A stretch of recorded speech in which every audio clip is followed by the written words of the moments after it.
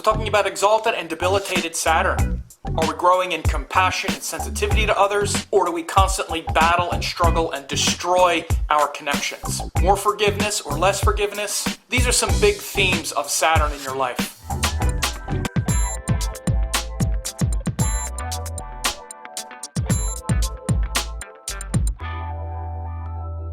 Hey, it's Sam, and I'm making this video about the exaltation and debilitation points of Saturn.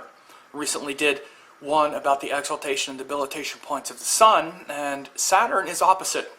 Those points are opposite, and we can understand that Saturn himself is pretty much opposite the nature of the Sun. It's actually the furthest away. The Sun is here at the beginning of the circle of planets, the one who has brought forth the light that all the other planets reflect, and Saturn is the furthest away that you can see visually.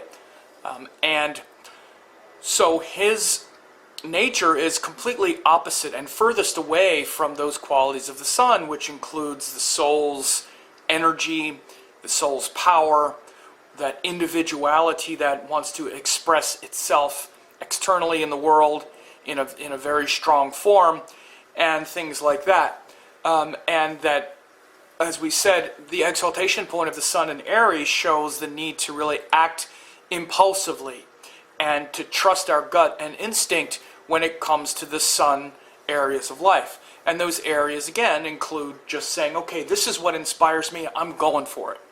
It's debilitated in Libra, which says, well, I'm not really sure, maybe this person doesn't agree with me, or all these people are telling me, you can't do that. And we get into this kind of checking with others and bouncing our ideas off of other people, which is the nature of Libra, and that pushes down the nature of the Sun, which wants to just act instinctively on the soul's vision. Now that exalts Saturn, though. This is why I talked about that first. Because with the with Saturn, that impulsive Aries nature is not so good. Which means Saturn is literally the planet of our tangible fears and worries and stresses. Saturn is literally the planet where we know that we're going to die, to just bring it down to reality. You're aware that you only have so much time. You're aware of the limitations in life. Not only so much time, but so much power, which is the Sun, so much courage, which is Mars, so much feeling and emotional connection, which is the Moon. So Saturn's influence on other planets and in other areas of life shows the limit. We see, I only have so much intelligence, which is Saturn influencing Mercury. And again, what happens? Well, that makes us then work harder to develop our intelligence. But it's because it comes from a feeling of lack. I only have so much courage, which is Mars. I'm afraid of certain things. What does that do? It makes us develop our courage and strength. I only have so much inspiration and purpose, which is Jupiter. I only have so much hope. So what does that make us do? Up-level our hope cycle. Find better teachings and gurus. Saturn, Venus, we only have so much happiness and beauty and joy from other people. So what does that do? It makes us become more compassionate and looking for, what pleases us, and finding beauty and joy in things that are not just external, for example. And so Saturn's influence on anything astrologically winds up being from this place of limit and structure and holding us down, based on, again, underneath it all, there's this nagging fear, this pressure that, because I only have so much hope and optimism or so much power, I need to get to the true source of this thing. I need to figure this out, because otherwise I'm going to die having never figured this thing out. So we have this limitation placed on our life by Saturn. Limitation of time, of physicality, of money, of happiness, all these things. And what do we do in response to that limitation and that fear that we're not going to get it all done, and that pressure of time bearing down on us as we get older and we see people die and we see things change. We feel that pressure.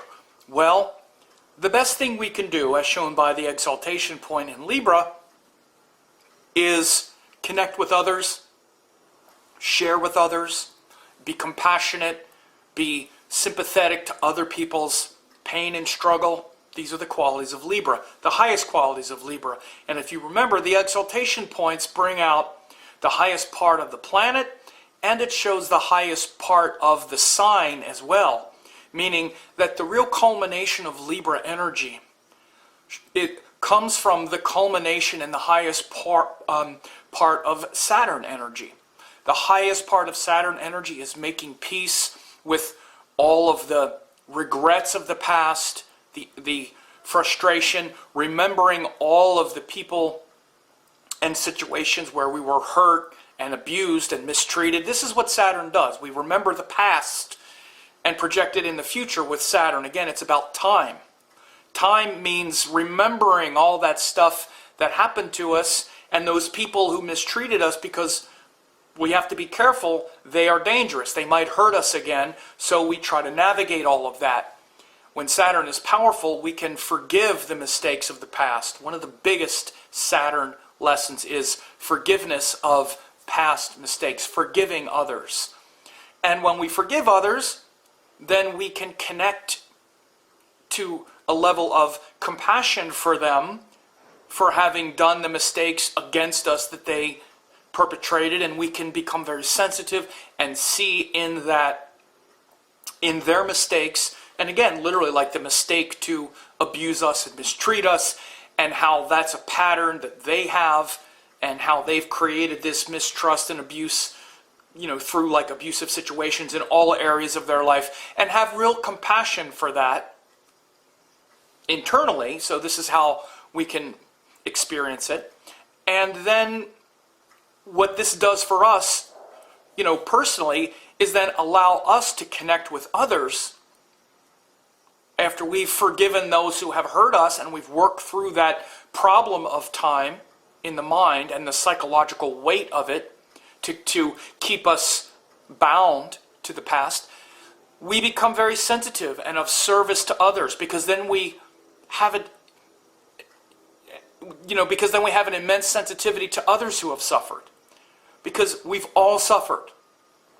And when we process it properly and correctly, we have sensitivity to everyone's suffering, and we want to show up in a spirit of service and compassion, which is the highest Libra energy, where we see others as ourself. This is the highest quality of Libra, seeing others as ourself, realizing that we and the other people are in it together, we're equals, and feeling the beauty and the joy of that.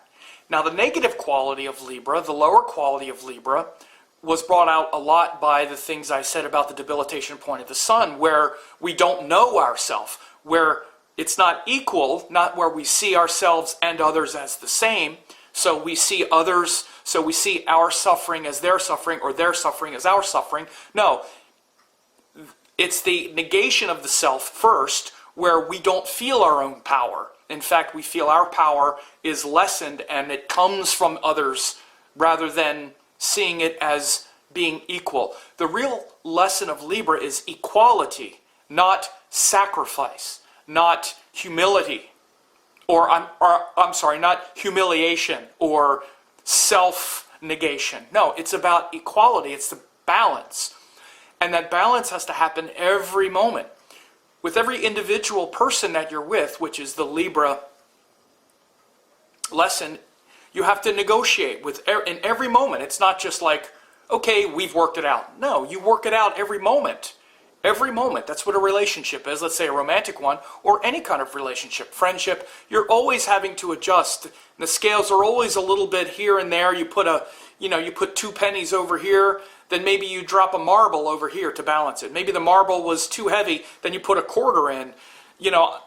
I'm just saying, you can even, oftentimes this is the way the scales are balancing. We're not even trading 2 pennies for 2 pennies. One person has a marble, the other person has 3 quarters and a battery, you know. So this is kind of like men and women. We're not even using the same currency often, and we're trying to balance. So Saturn, the exaltation point of Saturn being in Libra, shows how we're very sensitive to what's being negotiated, and we're humbled by it, and we're willing to do the work. Saturn, again, is about work. And we're willing to put the work into that negotiation, to be very thorough about it, to be very humbled by it, to make sure that everyone wins. You win and I win. And if I have to win at your expense, then I'm not happy either. Again, that's the power of Saturn and the power of Libra. Now the debilitation is in Aries, which, again, we saw how the Sun is exalted in Aries, which means we are supposed to trust our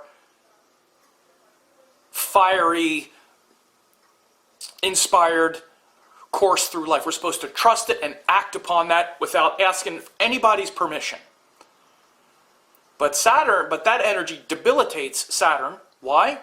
Because Saturn isn't that big inspired purpose and vision. Saturn is literally, like I said, our fears and our past and the mistakes we've made and the things that have been done to us, and this pressure of time kind of lording over us. And if we trust that and act instinctively, and we just believe that and trust it and act upon it, then you'll see someone often kind of shooting themselves in the foot, like blowing up their own structure in their life. Because again, Saturn builds structure. And what's our most powerful structure? It's other people and the people around us and all like that. So again, this is also shown by the Libra principle. Cultivating and working on that, being careful. You know, Libra is careful not to destroy the balance, not to disrupt the balance, to be strategic, to be patient and calm. Aries is like, the heck with it. You triggered me. I'm going to blow you up. I'm acting from this place of fear and anger and stress. Again, it's the lower qualities of Aries, which is strong opinions and, I have to defend myself and win the argument and destroy the one who's trying to lord over me. See, this is how Saturn comes across in our mind. It's like the authority figures and the big structures that in many ways lord over us, such as time. Time is this big structure that lords over us. But that's conceptually, when we were a child, it was our parents, it was society, it was other things that lord over us, that we have, that basically control us. Again, the highest quality of Saturn is working through those things and developing self-control. But we don't have any self-control as long as we're still being triggered and blaming people from the past and acting as though we have no power over it.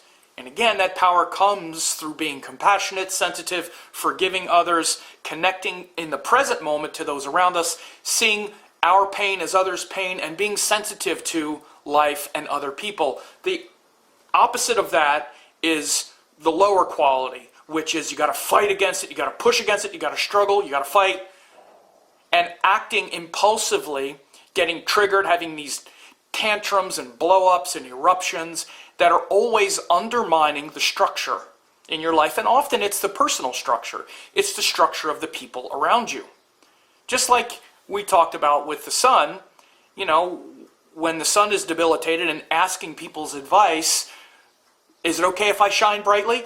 Again, this is at the expense of actually shining brightly and putting your vision into practice, which is what the Sun in Aries, signifies. It's the same with exalted, Saturn.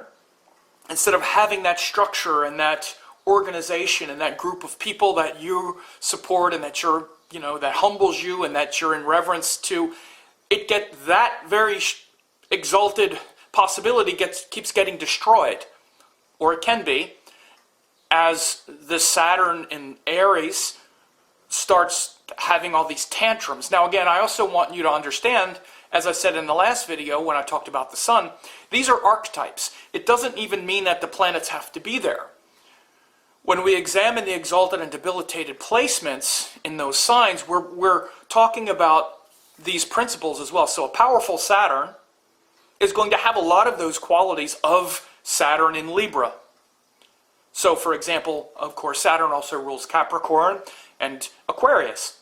So a powerful Saturn, again, if you're looking at Capricorn, Aquarius, are going to start to take on a lot of those qualities of Libra, of the exaltation concept, where the person will be more careful with people around. They'll be more careful to get involved. Again, this is the other thing as well.